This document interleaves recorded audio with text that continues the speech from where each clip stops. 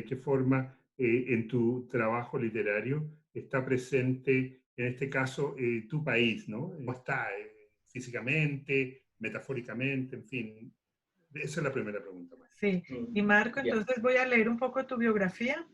ya. Marco Silva, como ven, escritor ecuatoriano, es el tercero, con máster en estudios superiores en literatura española e hispanoamericana de la Universidad de Barcelona. Obtuvo el segundo lugar en el concurso nacional de excelencia pedagógica en Riobamba y obtuvo el primer lugar en el concurso nacional de cuento ilustrado Soñadores del Ferrocarril, entre otros reconocimientos. Gracias Silvia, gracias Ramón. Un gusto estar con ustedes y engrosando un poquito la fila de los escritores que un poquito a lo mejor no les habremos conocido, pero pues ya van siendo notorios, ¿no? Un saludo desde el Ecuador, claro, desde Riobamba, orgullo.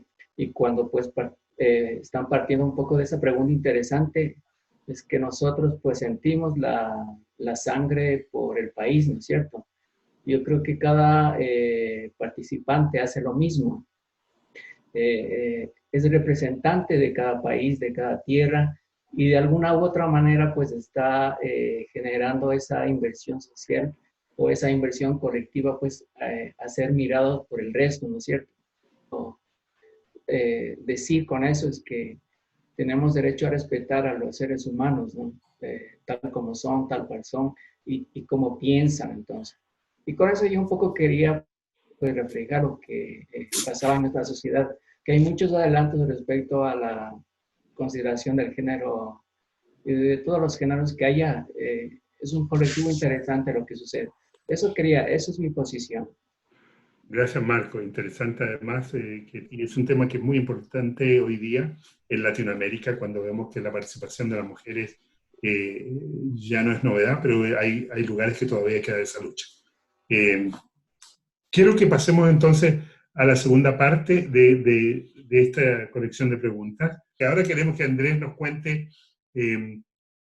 si hay alguna presencia ajena al país donde tú vienes, lugares que podrían ser parte de tu literatura. Andrés. Bueno, en realidad otros lugares que han sido parte de mi literatura, realmente tuve la oportunidad de conocer Chile. No he tenido la oportunidad de plasmarlo en algún relato, pero lo tengo entre mis notas. Bueno, Canadá, Estados Unidos, realmente sí están presentes en cierta parte de la cultura. Todos coincidimos, creo que vamos a coincidir, todos somos latinoamericanos, que realmente la cultura en la parte de Canadá y Estados Unidos es bastante diferente que acá. Tal vez en el caso de Ecuador o en el caso puntual de Guayaquil, en donde yo vivo, en la ciudad, las personas aquí tienen una cultura de que se avientan al peligro sin medir consecuencias en el momento. Muy con ganas de dar y después mirar las consecuencias. En cambio, puede ser que en la cultura tal vez de Norteamérica o Europa hay mucha más reflexión o mucho más análisis antes de tomar una decisión. Gracias, Andrés. Interesante aquello, hay distintos escenarios y claro, a veces los lugares no son solamente lugares físicos, sino que también tienen que ver con lugares metafóricos y el entendimiento acá, por ejemplo, de las diferencias culturales. Bueno, quiero hacer la misma pregunta a Jonathan Salazar Achi. Las visitas que he hecho, ¿no? A otros lugares, a otras ciudades, a otros países, a mí lo que me ha llamado la atención de eso son los puntos donde, digamos, se dan dramas del sujeto moderno en la cotidianidad. Entonces, ¿en qué puntos de esos dramas nos unimos todos? O sea, puede haber un tronco común en el que todos nos sintamos referenciados. Entonces, por ejemplo, en el tema del autobús, del tema del relato, como decía, trata de ser una descripción de un autobús lleno, a hora pico y donde la gente va maltratándose. Realidad que es general para todos en sí.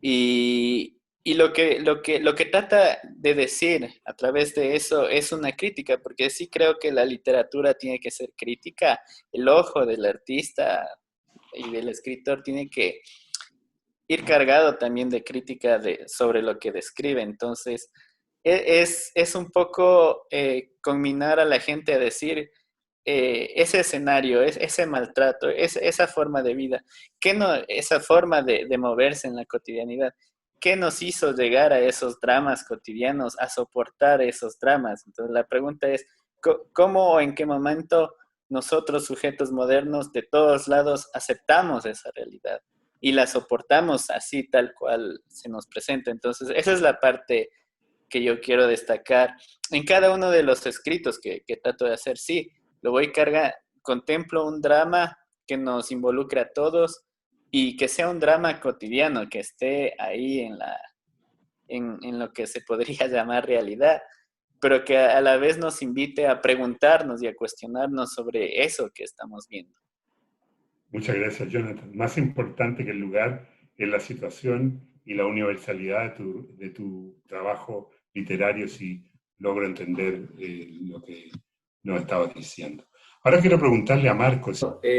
Claro, la influencia de lo maravilloso, de lo delicado, un poco de lo bonito, de lo alegre, un poco, o de la influencia, o la, no sé, el posicionamiento de los valores un poquito más en la sociedad, que yo voy por ese sendero y creí conveniente que nosotros sí podemos hacer notorio, pues a través de la palabra, o llamar por lo menos algo la atención y ser condescendientes con la sociedad.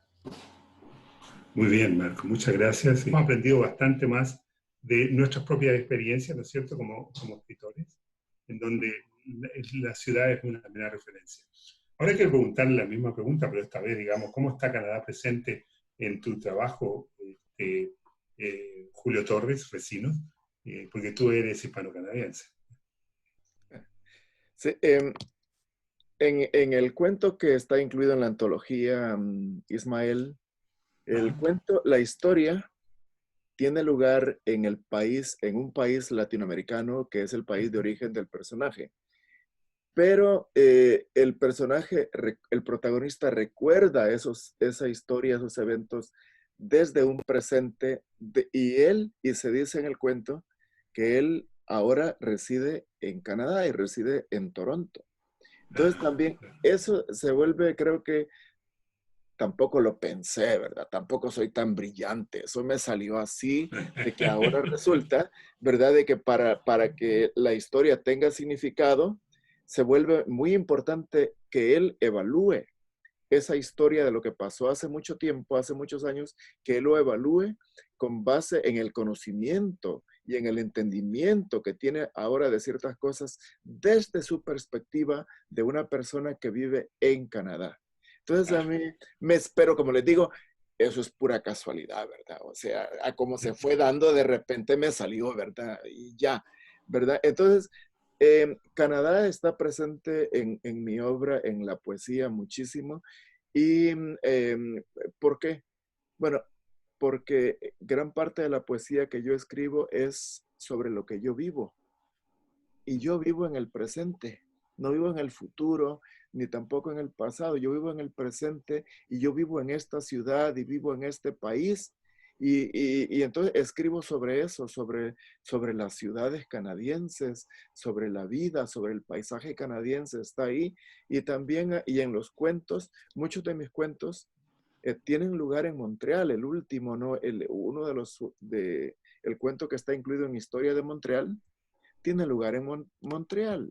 Hay otro cuento donde los personajes se desplazan por toda la geografía canadiense, desde Vancouver hasta las provincias marítimas, ¿verdad? Hay cuentos que tienen lugar también en Toronto. Entonces sí, Canadá está ahí. ¿Y cómo está? La geografía está y se nombra. Gracias, Julio. Es cierto, ¿no? Y el cuento tuyo precisamente tiene sabor de los dos lados. Muy interesante además, pero yo creo que fundamentalmente para no desviarnos del foco de aquel cuento, no es la localidad, sino que el tema que se discute en Ismael. Un tema muy interesante, naturalmente, cuando usted compre el libro. No, todos tenemos que comprarlo. Vamos a conocer ese y otros cuentos. Bueno, Angelina, nos cuentas tú ahora qué te parece esto, que la presencia de Canadá en tu obra literaria. Canadá también ha estado muy presente en mi escritura, porque es mi día a día. Y como decía el compañero anterior, pues se le facilita a uno escribir de lo que uno está viendo y en el ambiente en el que uno está sumergido cada día. Cuando tuve la oportunidad de participar en las antologías de historias de Toronto, historias de Montreal, pues esos dos cuentos el requisito era que tenían que ser ambientados pues en la ciudad que pertenecían, tanto Toronto como Montreal. Y fue un gran ejercicio porque fue recrear historias del día a día e inspirarme, por ejemplo, en la de historias de Toronto. Transcurre en la Union Station, que es como un icono de Toronto. Y con la de Montreal, pues me inspiré en el Mural Festival de Montreal. Y en esa hice como una combinación con un flashback de una historia con Venezuela. Entonces, en el cuento de historias de Montreal, pues pude combinar también los dos países. Pero sí, yo creo que la escritura se nutre mucho del país donde uno vive, porque eso es lo que te va dando como esas vivencias, ese día a día de cómo la forma como se vive, de la forma como se viste, y eso te permite pues ambientar tus historias de una manera pues más realista y mucho más fácil. Claro.